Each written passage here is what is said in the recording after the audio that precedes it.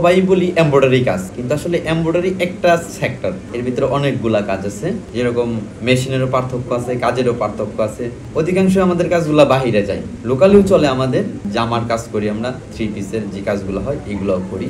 অনেকগুলো পার্থক্য কাজের মধ্যে হচ্ছে আপনার যেরকম কাজের নাম ট্যাপিং বলে, কটিং বলে, সেনাইল বলে, আর কেউ বা আড়ি বলে, মানে বিভিন্ন রকম কাজ হয় আর কি। আমাদের শুরু তো হয়েছে চাকরি জীবন দিয়া। চাকরিটা আসলে একটা বন্দি জীবন, তো চাকরিটা ভালো লাগে নাই। ভালো না লাগার পর আমার আপন ভাইয়ের কাছ থেকে একটা মেশিন কিনে আমি মেশিন কিনে নিজে চেষ্টা করতেছি আজকে 8-10 বছর যাবত। এখন হয়েছে 5-6টা মেশিন হয়েছে। ছোট ব্যবসায়িক আমি চেষ্টা করতেছি যে ভালো কিছু করার জন্য। কাজ বুঝি ইনশাল্লাহ, আশা করি যে কোনো একটা সময় কিছু হয়ে যাবে। চাকরির সেক্টরটা ছিল পার্থক্য, এই সেক্টরে না, আমি নিজে থেকে আস্তে আস্তে আস্তে আস্তে এই সেক্টরে জড়াইছি।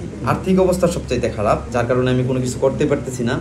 এখন আমি ব্যবসায়িক দাবি করি না নিজেরে, আমি কাজ করি, আমি একজন নিজের শ্রমিক মনে করি না। আমি আমার লক্ষ্যে অটুট, আমার লক্ষ্য থেকে কেউ আমাকে সরাইতে পারে নাই।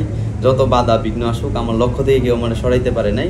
আমার স্বপ্ন এতটুকুই, আমি কাজ করবো, আমার 2-4-5-10 জন যেরকম পরিমাণে হোক লোকজন থাকবো, ওদেরকে টাকা পয়সা সঠিকভাবে দিতে পারবো, নিজে চলতে পারবো সবাই ঋণিয়া। বর্তমান অবস্থায় যেরকম একটা অভাব অনটন টানাপোড়ন এগুলো যাতে না থাকে জীবনে। আসলে ইন্ডিয়া বাংলাদেশ পোশাক, এখানে আপনার পার্থক্যটা হচ্ছে দক্ষ কারিগরের। আমাদের বাংলাদেশে এখন অনেক দক্ষ শ্রমিক আছে, এখনো আমাদের বাংলাদেশের মানুষের কাজ শিখার মতো আগ্রহ আছে। পরিবেশ অনুকূলে নাই আমাদের দেশের মানুষ অনেক কর্ম করতে পছন্দ করে, কিন্তু আমাদের সঠিক গাইডলাইন নেই। গাইডলাইন থাকলে বা যদি থাকতো তাহলে ইন্ডিয়া আমাদের থেকে কোনোভাবেই আগায় যেতে পারবো না।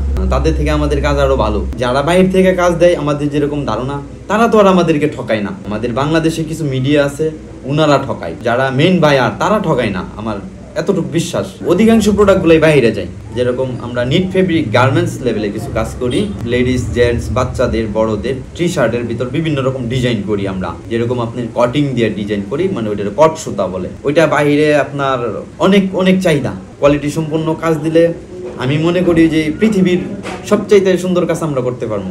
তারপর আপনার একটা কাজ আছে ট্যাপিং, এইটা আপনার হচ্ছে 4-5 বছর যাবত মানে আমাদের দেশে প্রচলিত হয়েছে। তো ওই মেশিনটার দাম প্রায় 1 কোটি টাকা, একটা মেশিনের দাম। ওই মেশিনের কাজগুলো আমরা সামান্য 10-15 হাজার টাকার মেশিনে করি। ওই মেশিনের থেকে আমাদের কাজগুলো আরো ভালো হয় ম্যানুয়ালি। যেটা বললাম যে 1 কোটি টাকার প্রাইস, ওই মেশিনটার 20টা হেড।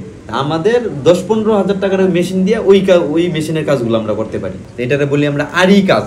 এটা বিক্রি হয় আমাদের এই লোকাল মার্কেটিং। এটা হচ্ছে আপনার জর্জেটের মাঝে আপনার একটু মানে উন্নত সুতা দিয়ে করা, এটা একটু মানে বেশি দামে বিক্রি করার জন্য এই কাজটা সম্পূর্ণ আমার নিজের মেধা থেকে বানানো। এটাও বিভিন্ন মার্কেটে শোরুমে বিক্রি হয় আর কি। এটা হচ্ছে আপনার এই যে বুটিক্স কোয়ালিটির কিছু মানে জামার আইটেম।